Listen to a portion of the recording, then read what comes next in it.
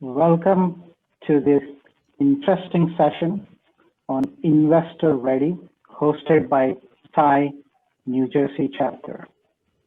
I'm Suresh Panala, charter member, Thai New Jersey. I'm pleased to introduce Dr. Rashmi Kapsi and Surain Kapsi of Kapsi Coaching and Consulting, a focal point business coaching practice. They both primarily focus on coaching founders of startups and small and medium businesses. Dr. Rashmi Kapsi is an ICF certified coach. She coaches mentors, trains startup founders, and C-level executives. She specializes in leadership coaching, team building, and coaching Indian companies to address U.S. market. She has trained over 1,000 executives and coached over 100 leaders. She's also the member of AISHA, a social enterprise accelerator. Surain works with the B2B startups as a business growth coach. His specialty is to bring clarity, formulate growth strategy, and implement client acquisition plans. An Accenture consulting alumnus, he is on the advisory board of many high-level tech startups like Earth Census, a robotic startup in agrotech, GrowthPal, an AI-powered fintech, and many others. Let me hand it over to Rashmi to start our session. Thank you, Suresh, for your kind words. Hello, everyone. I'm Rashmi Kapse. We have packed this session with 7 highly experienced serial entrepreneurs and investors. These speakers will share their pearls of wisdom with us today. Many of these speakers started their journey long before the startup culture was in vogue. I hope you will find these insights of immense value to get your startup investor ready for scaling up. Now off to Surain to introduce us to our first speaker.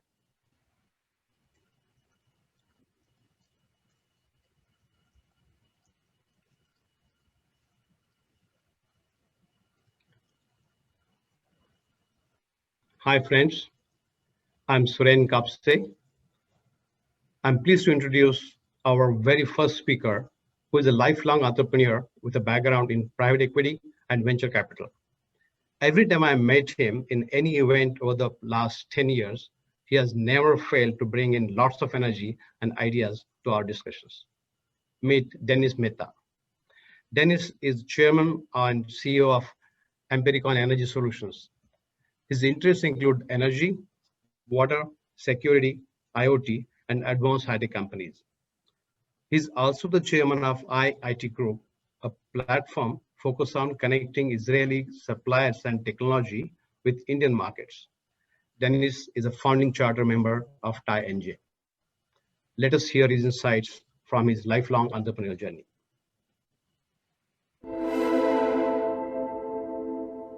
Good morning. This is Dennis Mehta.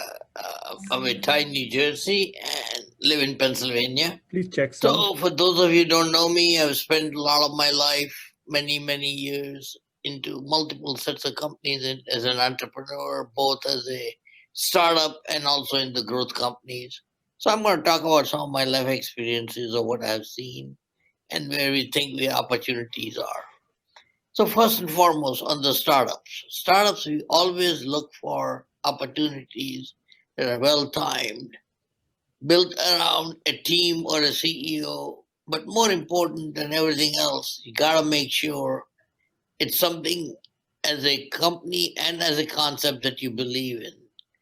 So good example is one of the companies I've just recently invested in, which is involved in solar solutions, primarily around storage. Why solar storage? Well, very simple answer is the sun only shines for 8 hours in the best of the areas. And wouldn't it be nice if you can store that in those 8 hours and give you 24 hours? So at 24/7 sun sunshine as against 8 hour sunshine. Simple concept, simple application, but yet potentially a groundbreaking opportunities. Built the company around a CEO, built the company around some opportunities of where we think we can take this technology to, but all that comes from a concept. That's where we started. Then comes a technology for which we went around the world good 2.5 years, found next generation technology that is beyond Tesla. Tesla being the market standard as we speak right now, and looked at opportunities outside of automobiles into other market opportunities that got us into telecommunication, into antenna battery supplies, into specialized battery applications. And that led us to a pretty phenomenal opportunity in building the next generation batteries, both in US, in India, in other key markets. And now we're at a point where the ability of getting capital becomes a much easier task as you do more customer-based reviews, customer applications, and these things have started coming through as we speak. So going back to it, how did we build it? Why did we do it? Answer was very simple. Going after the traditional automotive route would have been very difficult because you're competing against people like Tesla, and he's my hero. So to sit there and compete against a company like that wouldn't have been an easier task. But to find an application which is very unique, which is what we did, and yet is broad enough to be able to do a multi-plus billion-dollar market would be something that would be unique. And that's what we went after. And all through in a startup, the investor has to be working side by side to the management team, to the CEO, to make sure that the opportunities continue growing as we go forward. So that's a quick rundown on a startup. Now I'll switch the discussion to a growth company. Growth companies are very different. These are not easy to find. The simplest way is if you're doing the same old thing and going after it, then you're going to go behind the crowd of a multiple private equity or multiple venture capital guys. Very difficult to win in those situations. So a good friend of mine suggested to look at opportunities that make it a little more complicated. If you don't like the solution, simple, change the equation. So what did we do? In this case, we went and looked at opportunities coming out of Israel. Indian Guju going to Israel. Yep. And big opportunities, by the way. That led us to some discussions with some groups around some of the technologies that were coming out of the military, Israeli military technology, which are very solid in making because obviously very strong in performance. But we took that and applied that to the commercial application. So this was a unique opportunity. A good friend of mine who is the CEO of a bank in New York suggested to look at this company. He's a banker and wanted somebody's technology validation. We looked at it for the commercial application and loved it because the laser technology, very state of the art. Went back with a recommendation saying not only they should go into it, but we would love to partner with them being the lead guys, us being the small investment guys, but yet be part of the group. And that has turned out to be one of the better of the investments that we have looked at for a long time. Going to try to keep the company names somewhat private at this point because obviously we're not to the point of taking it all the way through, but it looks like we have already on the books a potential of maybe 7 to 10x return already building into the numbers. And obviously we're going to try to ride it for a little bit longer and see if he can make the improvements beyond that. What is very interesting is the capital to do the investments in this company came entire amount of capital from a small group of investors because the company opportunities like this don't come regularly. So growth investment wise, you always want to be all in or as far as you can in, but yet be led by some pretty prominent financial guys because obviously they're going to go through next set of rounds for which you want to be ready. And on a startup, you want to make sure the idea is unique and the concept is unique that you'll be able to benefit by being able to take that and drive it beyond further. So with that, I'm going to stop my discussion, and if you have any questions, come back and talk to us. Thank you, guys. Thanks, Dennis. I think that's a very attractive business model. How about to be in a space dominated by the likes of Teslas and yet not have to compete with them? American is leveraging technology of storing solar energy and finding unique applications to reduce energy costs and also help the environment in the process. The second insight I gathered is that it's not always a new technology or disruptive business model. It is just a great idea whose time has come, just taking Israeli technology to the Indian marketplace.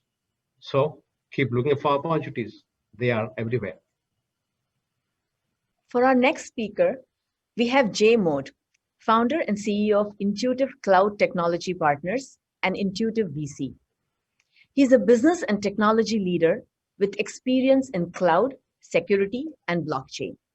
He also has experience in attractive space of applying AI and deep learning to fintech. He helps startups fundraise from pre-Series A to Series C, and he helps them go to market globally.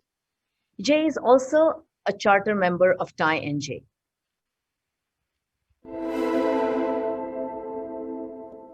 Hi folks, I hope you're doing well. This is Jay Mode. I'm founder and CEO of Intuitive Technology Partners and Intuitive Growth Ventures. We go by intuitive.vc. We are a cross-border B2B enterprise-focused venture capital fund supporting startups in cloud, cybersecurity, containers, voice analytics, IoT, and fintech space. Some of the startups that we funded are Rombi, Unifor, Lucidius, Nucleus, Blitz, PaySwift, and Coliza, and few more. I would like to share some investor insights into how we typically approach a given startup investment. So I'd like to share a story of one of the startup entrepreneurs that we are currently supporting. When we met about 2.5 years back, the conversation started focused purely on the product. We did a technical due diligence, product due diligence. We realized that while the product had a lot of potential and it was fairly new in that given market segment, we felt there were certain areas that were not covered or addressed well by the startup entrepreneurs. So one of the first areas that we talked about was, okay, what does your product do today and where does it fit in the competitive landscape? You as a founder and the entrepreneur for a B2B enterprise startup, you really have to be very honest with where your product fits in the competitive landscape, because customers really look for that honesty. More importantly, you want to play to your strengths. So while you know what your strengths are, play to those, work on your roadmap, and make sure that you have a tangible, solid roadmap that is going to pull you out of the crowd. So that's one. The second one was that startup did not establish a advisory board. Now, advisory board plays two roles. One is you want to build an advisory board with the industry leaders, CXOs, folks who are supporting the space that you are building your product in. That's one. The second is the folks who are going to help you with your corporate finance, legal, and other matters for successful startup.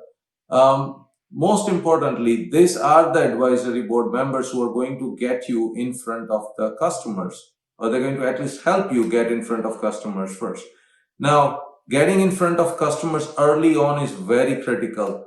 The most important aspect is the product market fit validation, where your pricing has to be, what your product does that customers need or does not need. What do the customer needs that you don't do? That could be a meaningful feature or functionality of your product. So that's the second most important thing that I see. The third area that I like to have each founder and entrepreneur really focus on is the go-to-market strategy.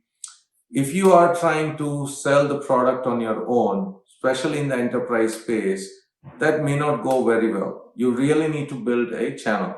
So we help the startup with the channel. Today, with having the right advisory board, having the right product market fit validation, and early on product market fit validation, and having a solid channel-based go-to-market strategy, the product's doing really well, getting successful. And I tell this to every startup entrepreneur, right?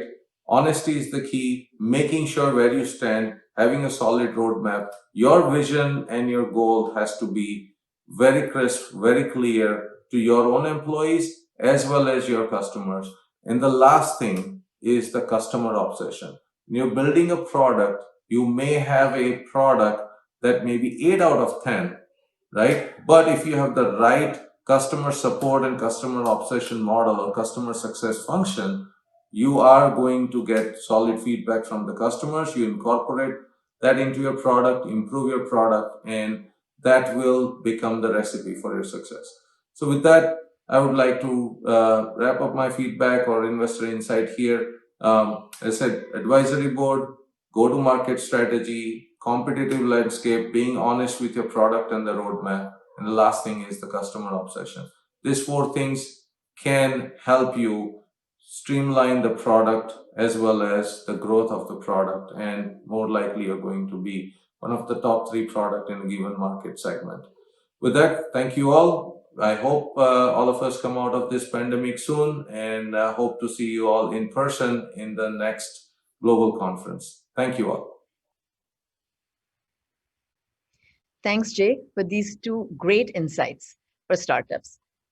Jay emphasizes that most foundational step we must take when embarking on a new venture is to validate the product market fit via customer discovery. This reminds me of one of my clients, a startup that was offering a solution for researchers to collaborate in authoring research papers. The functionalities they planned were really awesome. But when I asked them to first go and talk to 5 universities, they came back with the finding that none of them were ready to pay or were ready to change what they were using currently.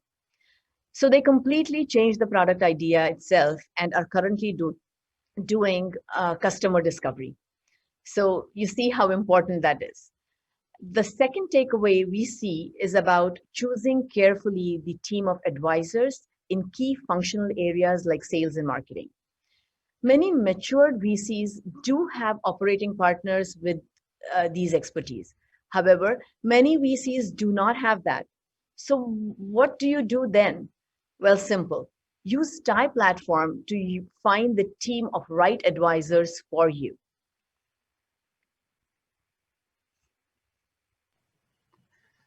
Now, let's meet our next guest, a serial entrepreneur, strategic business advisor, and an angel investor, Raghu Rao. Raghu has founded and scaled several high-tech startups.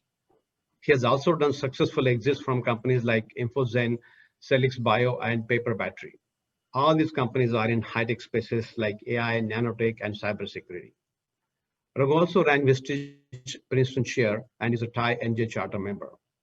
He has co-founded Hindu-Jewish Coalition and Forum for Religious Freedom, and his new interest is impact investing. Let us hear Raghu's story and his insights. Hi, I'm Raghu Rao, a Thai charter member from Thai, New Jersey. Greetings to all listeners all over the world, as well as our friends from Hyderabad who are sponsoring this event. I would like to give a tip from my background, but before they do that, I'll just give you a very brief background. I'm a serial entrepreneur, an angel investor, and a business mentor. I started out, in the .com space, and then I got into kind of e-government space. help with USA.gov, which is the federal government's internet portal, as well as TSA screening gateway for screening lots of different programs from TSA, like US visit,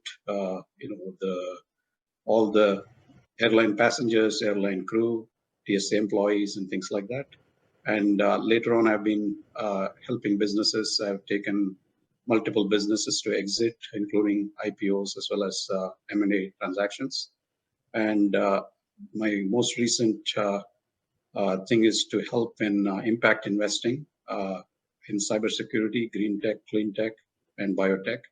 And I'm using an organization called Harvesting Enterprises, which takes companies, whatever they need, all the advisory, strategic, execution pieces going from seed to harvest. That being said, let me talk about what is the most important thing for being an entrepreneur based on my experience. I would just condense it all into what I call grit, which is something that, Angela Duckworth has addressed it in her whole book. Grit is basically not giving up, right? It doesn't matter if you fall, you just get up and you just keep going on until you succeed. So that's kind of the most important quality for an entrepreneur. And grit, I think you can remember nicely in an acronym. Growth mindset is for G, and then resilience is R, innovation or integrity is for I, and tenacity is for T. So if you remember this, I think this will stand you well in any challenges that you may face while you're being an entrepreneur. So related to this, there are a few other, there's an incident that I would like to kind of illustrate this grit principle. In year 2000, somewhere around March of 2000, when the dot-com bust happened, for those older people who still remember that, my company, basically, we lost 2/3 of our clients, and I just could not even meet payroll. We were doing great until then as a web development and dot-com company. So I was about to kind of figure out what do we do from here, because this is something I started from my basement and didn't have any kind of any safety nets. I went to a couple of my advisors, and one of them brought a gentleman named Norman Willox, who was running something called National Fraud Center. He came in, he said that he will support us with payroll for about 3 months. He put in about $400,000. And that completely changed my business, my life, everything. Because what happened is that after that, we were able to pivot successfully into the federal government. And then I became a trusted advisor in the White House, did the USA.gov, followed by TSA.gov. I was on the task force for terrorist tracking, and then went on, and then InfoZen was a good success. So the whole idea there was to not give up, keep trying. We tried through different channels, and then ultimately you'll find success. There are, of course, some failures that are not really failures. Those are learning experiences. You just move on, right? So related to grit, there is a couple of other very important qualities. One I would say is related to emotional maturity, and which requires emotional intelligence. This has to do with our relationships, whether it's business or personal. We play so many roles, and essentially for us to be successful, we have to be able to form and maintain and nurture relationships in all aspects of our life. And that is a skill set we usually don't learn in school or college. So it's something that we have to learn, and we can use our mentors and peers to do that. From mentors, we learn from their experience, so we can accelerate our learning.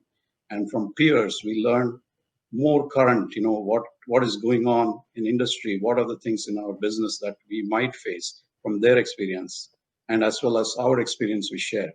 So based on these things, from the angel investor experience from Norm Willox, I am now an angel investor and I help companies.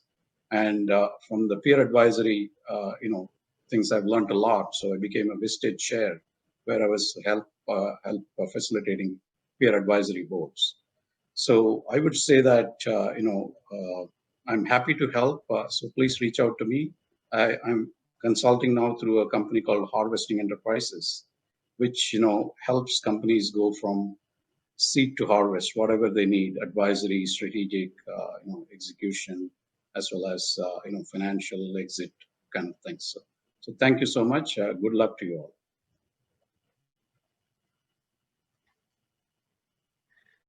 That was truly inspirational story, Raghu. From a business survival crisis where you could not run a payroll to rising to launch several successful businesses. All it takes is grit, right? Growth mindset, resilience, innovation and integrity, and tenacity. Wow. And on the second point Raghu mentioned about the emotional intelligence, I can't agree more there. It is very vital for nurturing relationship, and not just the investor and startup relationship, but all other relationship as well. And to be successful, you have to keep learning continuously to be a better entrepreneur. With that, we'll move on to our next speaker. How about taking a little break from technology and getting into the glamorous world of media and sports? Let's meet Anil Srivatsa, a multifaceted media and sports management professional and entrepreneur, and see how he responded to the pandemic. Anil is the founder and CEO of Sochcast, a podcast that was born during the pandemic. As a response to a personal story of organ need, Anil also started the Gift of Life Foundation to improve awareness of organ donation. Let us hear Anil's story, a story that starts in the current pandemic.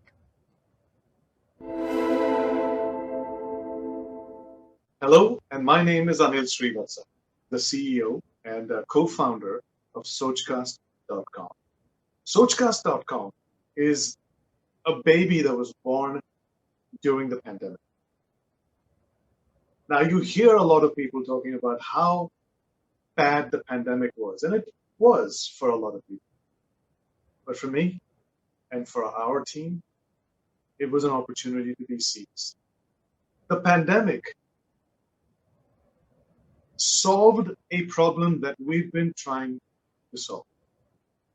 From my pedigree and our background in the space of audio and radio, we always had to answer a question about why would people listen to you? They could be watching something else. The proverbial, the video killing the radio star. Well, they both continue to exist, and the question continues to persist. And I was sort of tired of answering them. But then came the pandemic. And the pandemic made people want to listen to things other than their own voice, other than the voice of their family members, because they were quarantined to a point that you needed something else. They started tuning in to podcasting. Podcasting has been something that I've tried to push for decades now. I've been in radio, in the talk radio format for decades. And especially in India, it was a hard set because we're so tuned to just Bollywood music. And listening to anyone else's thoughts was not even in the radar. And suddenly the pandemic opened up this Pandora's box and brought out their own thoughts, the thoughts of others around them, and thoughts of people they did not know but admired, were inspired by them, were role models, and that was the opportunity. Sochcast decided to come back in another avatar from our drawing books, and we began to start curating content that had to do with self-development, storytelling, thoughts, motivational, spiritual, kids' stories, and just personal experiences of our potential listeners. Everybody has a thought. The human brain has 60,000 thoughts every day. And a lot of them just die inside. Imagine being able to say it. How cathartic would that be? How powerful will that make somebody? And you know at least one person listens to what you're saying. And that hunger and that need is what Sochcast is trying. to meet. When the fishermen cannot go out to sea because of a storm, the good ones stay home and mend their nets. And that's what we did here at Sochcast. We started building our nets, mending them, and then presenting it to the world. August 13th was when we launched Sochcast officially as a website, as a web app. And now we're bootstrapping it, and hopefully by December 15th, we'll have our first version of our mobile app. In the meantime, we've amassed about 18,000 minutes of original content, Sochcast content creation. This was just a story of the journey of Sochcast for the last 3 months. The idea has been percolating in my mind for almost a decade. But an idea is never old. It waits for the right time and the right opportunity. When an entrepreneur gets that right, that would be the holy grail. And I'm hoping that Sochcast has found its timing finally. And this pandemic was the beginning of it. And I end this story with telling you that every challenge brings out an opportunity. Will you grab it? Because opportunities are never lost. Somebody else gets them or takes them. So Sochcast is now ready to do business, and we're hoping you would do it with us. As you can see, Anil is a true media artist. Anil's story of seizing opportunity reminds me of a client of mine. Although she has been in the jewelry business for a decade, her business was struggling once the pandemic hit. Eventually, with a little reinvention of her designs, she turned this challenge into an opportunity. She created jeweled designer masks for use during the pandemic. As business owners, the ability to look for opportunities and reinvent during challenging times is a key to success. Thank you, Anil, for bringing this inspiring story to us.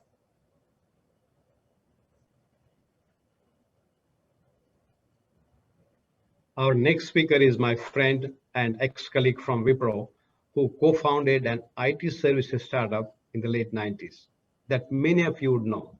Now a listed company, Mindtree. Post Mindtree success, Anjan Lahiri moved to lead Sasken and subsequently to lead Birlasoft as the CEO. Now he has started his own strategy consulting firm. Anjan is also a charter member of TiNJ. Let us hear his key insights from leading companies in the highly competitive global marketplace of IT consulting. How do you make a company ready for investors? I am Anjan Lahiri, the CEO of Navicans, a strategy advisory company. Before that, I was the CEO of Birlasoft. I ran Sasken before that, and I was a co-founder of Mindtree and ran Mindtree's IT services business globally for 5 years. How do you make a company ready for investors? Of course, you need to have a great product, something that customers want, something that is unique in the market, something that differentiates you. But is that all? As I go into company after company and meet people, I see that there are basic 10, 15 things that every company must have, in addition to having a great product, which makes it a stable organization, which makes it an organization that is not only desired by investors, but more importantly, an organization that can stand on its own feet without a company that can survive the founders and hence exist as an independent entity.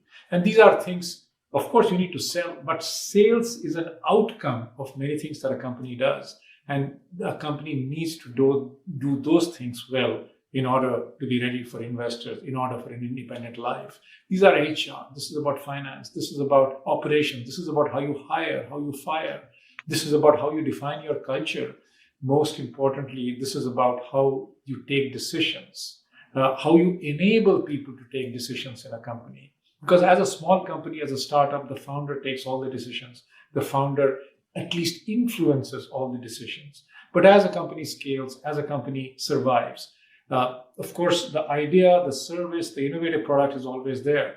But how do you enable your managers, the people in the company, to survive and make them learn how to take their own decisions, which will enable them to lead the company forward into an independent existence? That is important. How do you do that? Look around. And this is not art. Whereas a product is an art, this is not art. This problem has been solved multiple times by many companies, many times. So get the right board of advisors, get the right, seek inputs from other people who have been there, get the right consultants if required. But most importantly, know that the product is not the only thing that will take a company forward. You need many other things to come together to make it ready for investors, to make it ready to lead an independent life beyond the founders. Those are my thoughts. Thank you so much, and great talking to you.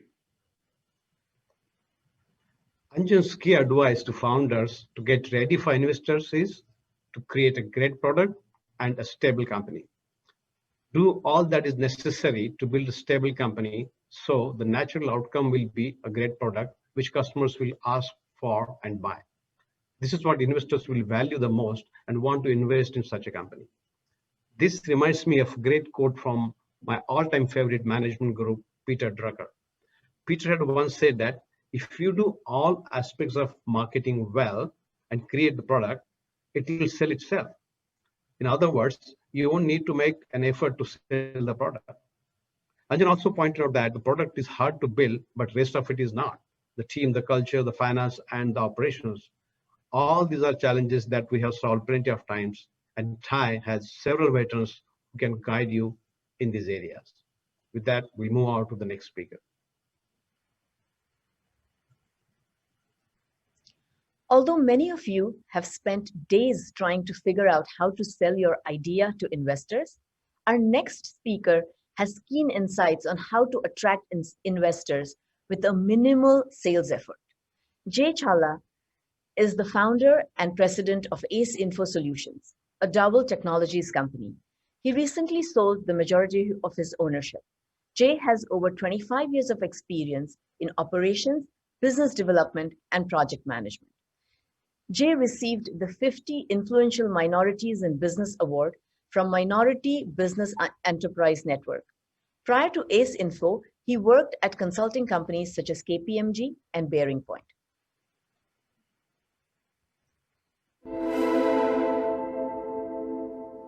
Hello, everyone.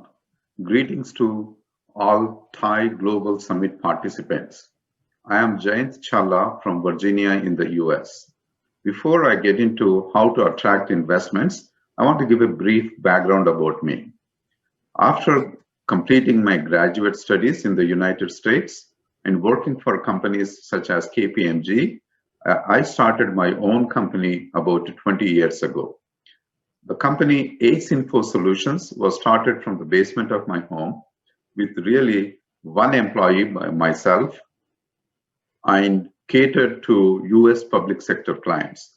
Over 20-year period, grew the company successfully into over 1,000 staff, and about 1 year ago, sold majority shares to a company called Macquarie Capital, largest private equity company in Australia. So currently, I mentor a lot of small businesses and startup companies outside of providing strategic support to Ace Info Solutions. So how do companies attract investments, technology companies? I want to focus on two areas, right? Outside of, getting clients and delivering, I want to focus on how do we build infrastructure and how do we hire a best management team. When companies are looking for investments, they want to make sure you have a solid infrastructure. People were asking me when we were looking for investment, they were asking us about our accounting relationships with accounting firms, legal firms, and banking firms. So having those relationships is very critical. So take efforts and try to hire a reputable CFO especially, and have your finances audited on a very regular basis. right? This will help a lot in maintaining transparency. Transparency is very critical. Try to maintain transparency across all areas of operation. The second topic I want to talk about is, executive management. Owners sometimes have tendency to do everything. They want to be CEO, CTO, CMO, and all kinds of chief officers, right? But my suggestion is to take efforts, identify the best talent, and try to hire them into the company.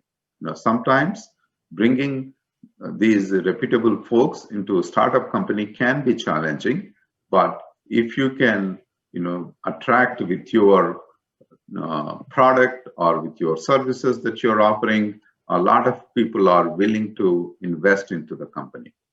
So the investors, I believe, want to make sure the company can survive, operate, and grow even with minimal involvement from owners.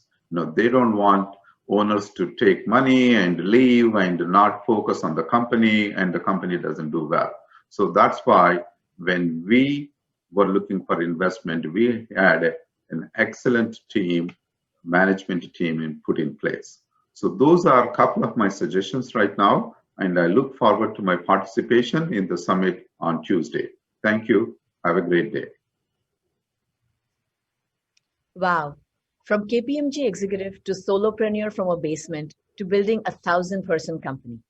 My take from Jay's insight to attract investors is to ensure two solid infrastructural pillars: building a professional management team and great support functions like accounting, legal, and finance. Let all this be weaved around a fabric of transparency, and the investors will come with bags full of money.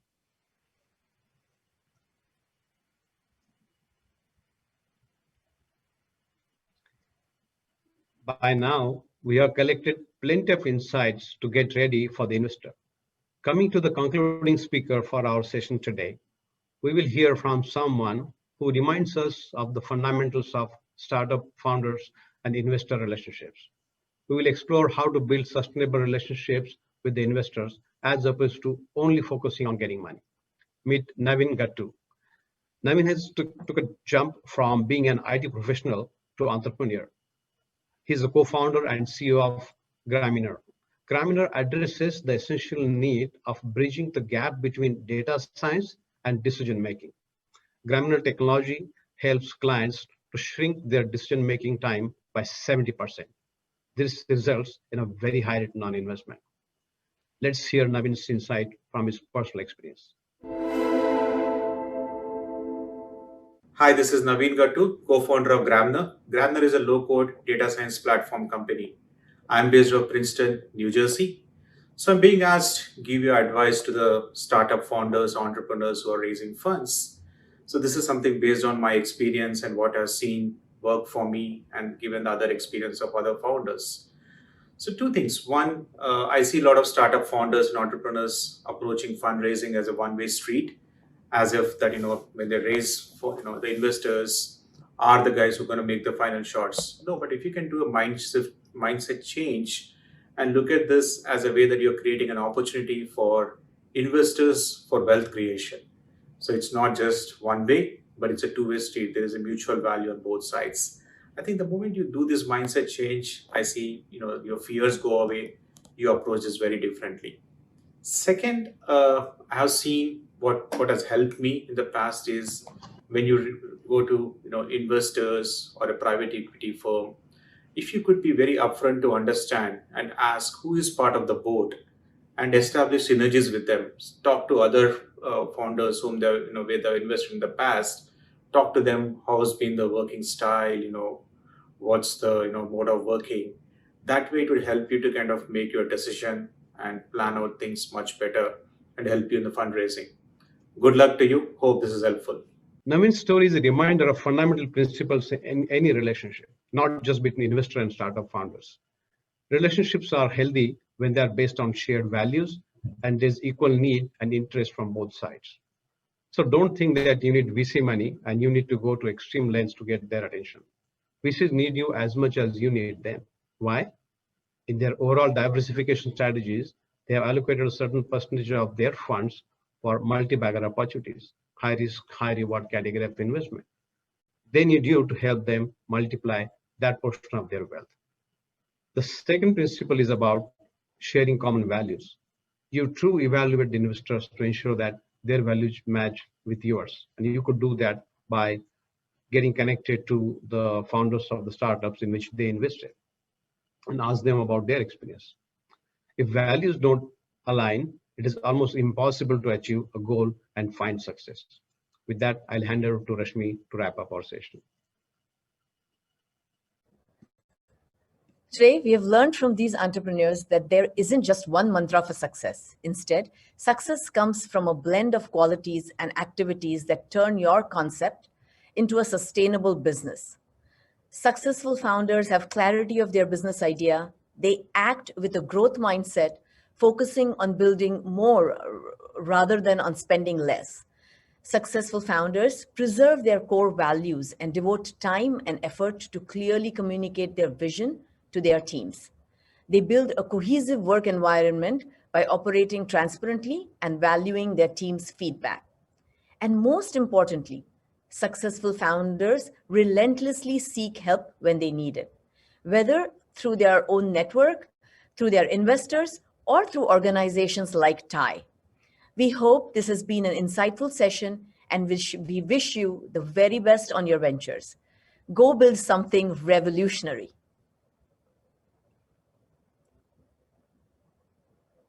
Great stories, and it was a great session.